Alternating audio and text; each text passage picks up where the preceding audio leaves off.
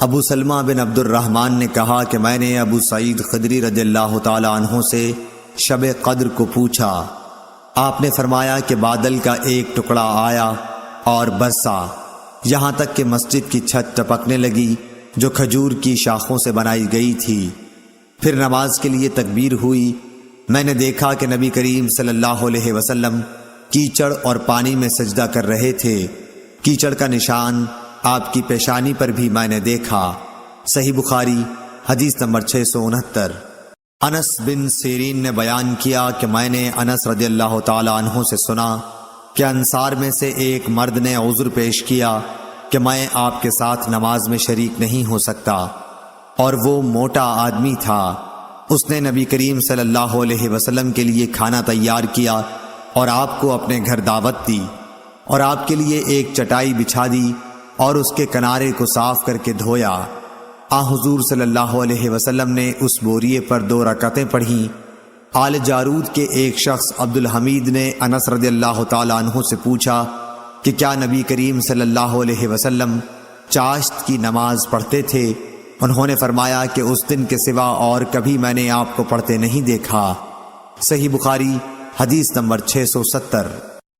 یحییٰ بن سعید قطان نے ہشام بن عروہ سے بیان کیا، کہا کہ مجھ سے میرے باپ نے بیان کیا، انہوں نے حضرت عائشہ رضی اللہ تعالی عنہا سے سنا، انہوں نے نبی کریم صلی اللہ علیہ وسلم سے کہ آپ نے فرمایا کہ اگر شام کا کھانا سامنے رکھا جائے اور ادھر نماز کے لیے تکبیر بھی ہونے لگے تو پہلے کھانا کھا لو۔ صحیح بخاری حدیث نمبر 671۔ ابن شہاب نے انس بن مالک رضی اللہ تعالی عنہ سے روایت کیا ہے کہ رسول اللہ صلی اللہ علیہ وسلم نے فرمایا کہ جب شام کا کھانا حاضر کیا جائے تو مغرب کی نماز سے پہلے کھانا کھا لو، اور کھانے میں بے مزہ بھی نہ ہونا چاہیے، اور اپنا کھانا چھوڑ کر نماز میں جلدی مت کرو۔ صحیح بخاری حدیث نمبر 672۔ عبداللہ بن عمر رضی اللہ تعالی عنہ سے روایت ہے کہ حضرت صلی اللہ علیہ وسلم نے فرمایا کہ جب تم میں سے کسی کا شام کا کھانا تیار ہو چکا ہو اور تکبیر بھی کہی جا چکی تو پہلے کھانا کھا لو، اور نماز کے لیے جلدی نہ کرو، کھانے سے فراغت کر لو۔ اور عبداللہ بن عمر رضی اللہ تعالی عنہ کے لیے کھانا رکھ دیا جاتا، ادھر اقامت بھی ہو جاتی، لیکن آپ کھانے سے فارغ ہونے تک نماز میں شریک نہیں ہوتے تھے۔ آپ امام کی قرأت برابر سنتے رہتے تھے۔ صحیح بخاری حدیث نمبر 673۔ حضرت عبداللہ بن عمر رضی اللہ تعالی عنہ سے روایت ہے کہ نبی کریم صلی اللہ علیہ وسلم نے فرمایا کہ اگر تم میں سے کوئی کھانا کھا رہا ہو تو جلدی نہ کرے، بلکہ پوری طرح کھا لے، گو نماز کھڑی کیوں نہ ہو گئی ہو۔ ابو عبداللہ حضرت امام بخاری رحمۃ اللہ علیہ نے کہا کہ مجھ سے ابراہیم بن منظر نے وہب بن عثمان سے یہ حدیث بیان کی، اور وہب مدنی ہیں۔ صحیح بخاری حدیث نمبر 674۔ جعفر بن عمرو بن امیہ نے خبر دی کہ ان کے باپ عمرو بن امیہ نے بیان کیا کہ میں نے رسول اللہ صلی اللہ علیہ وسلم کو دیکھا کہ آپ بکری کی ران کا گوشت کاٹ کاٹ کر کھا رہے تھے۔ اتنے میں آپ نماز کے لیے بلائے گئے، آپ کھڑے ہو گئے اور چھری ڈال دی، پھر آپ نے نماز پڑھائی اور وضو نہیں کیا۔ صحیح بخاری حدیث نمبر 675۔ حکم بن عتبہ نے ابراہیم نخعی سے بیان کیا، انہوں نے اسود بن یزید سے، انہوں نے کہا کہ میں نے حضرت عائشہ رضی اللہ تعالی عنہا سے پوچھا کہ رسول کریم صلی اللہ علیہ وسلم اپنے گھر میں کیا کیا کرتے تھے؟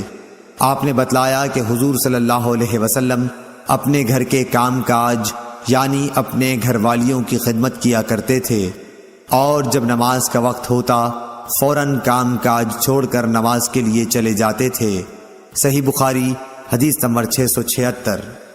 ایوب سختیانی نے ابو قلابہ عبداللہ بن زید سے بیان کیا، انہوں نے کہا کہ مالک بن حویرث صحابی ایک مرتبہ ہماری اس مسجد میں تشریف لائے اور فرمایا کہ تم لوگوں کو نماز پڑھاؤں گا، اور میری نیت نماز پڑھنے کی نہیں ہے، میرا مقصد صرف یہ ہے کہ تمہیں نماز کا وہ طریق سکھا دوں جس طریقے سے نبی صلی اللہ علیہ وسلم نماز پڑھا کرتے تھے۔ میں نے ابو قلابہ سے پوچھا کہ انہوں نے کس طرح نماز پڑھی تھی، انہوں نے بتلایا کہ ہمارے شیخ عمر بن سلمہ کی طرح۔ شیخ جب سجدے سے سر اٹھاتے تو ذرا بیٹھ جاتے پھر کھڑے ہوتے۔ صحیح بخاری حدیث نمبر 677۔ ابو موسیٰ اشعری رضی اللہ تعالیٰ عنہ سے روایت ہے، آپ نے فرمایا کہ نبی کریم صلی اللہ علیہ وسلم بیمار ہوئے، اور جب بیماری شدت اختیار کر گئی تو آپ نے فرمایا کہ ابو بکر رضی اللہ تعالیٰ عنہ سے کہو کہ وہ لوگوں کو نماز پڑھائیں۔ اس پر حضرت عائشہ رضی اللہ تعالیٰ عنہ بولیں کہ وہ نرم دل ہیں، جب آپ کی جگہ کھڑے ہوں گے تو ان کے لیے نماز پڑھانا مشکل ہوگا۔ آپ نے پھر فرمایا کہ ابو بکر سے کہو کہ وہ نماز پڑھائیں۔ حضرت عائشہ رضی اللہ تعالیٰ عنہ نے پھر وہی بات کہی۔ آپ نے پھر فرمایا کہ ابو بکر سے کہو کہ نماز پڑھائیں۔ تم لوگ سوا حب یوسف زلیخا کی طرح باتیں بناتی ہو۔ آخر ابو بکر صدیق رضی اللہ تعالیٰ عنہ کے پاس آدمی بلانے آیا اور آپ نے لوگوں کو نبی صلی اللہ علیہ وسلم کی زندگی میں ہی نماز پڑھائی۔ صحیح بخاری حدیث نمبر 678۔ حشام بن عروہ نے اپنے باپ عروہ بن زبیر سے خبر دی، انہوں نے حضرت عائشہ رضی اللہ تعالی عنہا سے انہوں نے کہا کہ رسول اللہ نے اپنی بیماری میں فرمایا کہ ابو بکر سے نماز پڑھانے کے لیے کہو۔ حضرت عائشہ رضی اللہ تعالی عنہا بیان کرتی ہیں کہ میں نے عرض کیا کہ ابو بکر آپ کی جگہ کھڑے ہوں گے تو روتے روتے وہ قرآن مجید سنا نہ سکیں گے، اس لیے آپ عمر سے کہیے کہ وہ نماز پڑھائیں۔ آپ فرماتی تھیں کہ میں نے حفصہ رضی اللہ تعالی عنہا سے کہا کہ وہ بھی کہیں کہ اگر ابو بکر آپ کی جگہ کھڑے ہوئے تو روتے روتے لوگوں کو قرآن سنا نہ سکیں گے، اس لیے عمر سے کہیے کہ وہ نماز پڑھائیں۔ حفصہ رضی اللہ تعالی عنہا ام المومنین اور حضرت عمر رضی اللہ تعالی عنہ کی صاحبزادی نے بھی اسی طرح کہا تو آپ نے فرمایا کہ خاموش رہو، تم صواحب یوسف کی طرح ہو، ابو بکر سے کہو کہ وہ لوگوں کو نماز پڑھائیں۔ پس حضرت حفصہ نے حضرت عائشہ رضی اللہ تعالی عنہا سے کہا بھلا مجھ کو کہیں تم سے بھلائی پہنچ سکتی ہے۔ صحیح بخاری حدیث نمبر 679۔ انس بن مالک انصاری رضی اللہ تعالی عنہ نے خبر دی، آپ نبی کریم صلی اللہ علیہ وسلم کی پیروی کرنے والے آپ کے خادم اور صحابی تھے کہ حضور صلی اللہ علیہ وسلم کے مرض الموت میں ابو بکر صدیق رضی اللہ تعالی عنہ نماز پڑھاتے تھے۔ پیر کے دن جب لوگ نماز میں صف باندھے کھڑے ہوئے تھے تو حضور صلی اللہ علیہ وسلم حجرے کا پردہ ہٹائے کھڑے ہوئے ہماری طرف دیکھ رہے تھے۔ آپ کا چہرہ مبارک حسن و جمال اور صفائی میں گویا مصحف کا ورق تھا۔ آپ مسکرا کر ہنسنے لگے، ہمیں اتنی خوشی ہوئی کہ خطرہ ہو گیا کہ کہیں ہم سب آپ کو دیکھنے ہی میں نہ مشغول ہو جائیں اور نماز توڑ دیں۔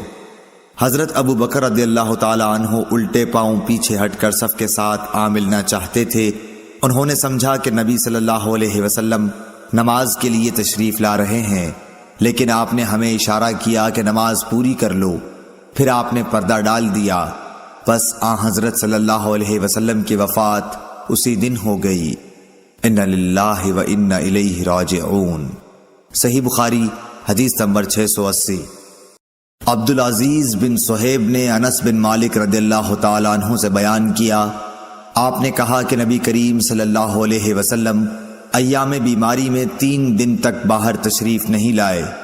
انہی دنوں میں ایک دن نماز قائم کی گئی۔ حضرت ابو بکر رضی اللہ تعالیٰ عنہ آگے بڑھنے کو تھے کہ نبی صلی اللہ علیہ وسلم نے حجرہ مبارک کا پردہ اٹھایا۔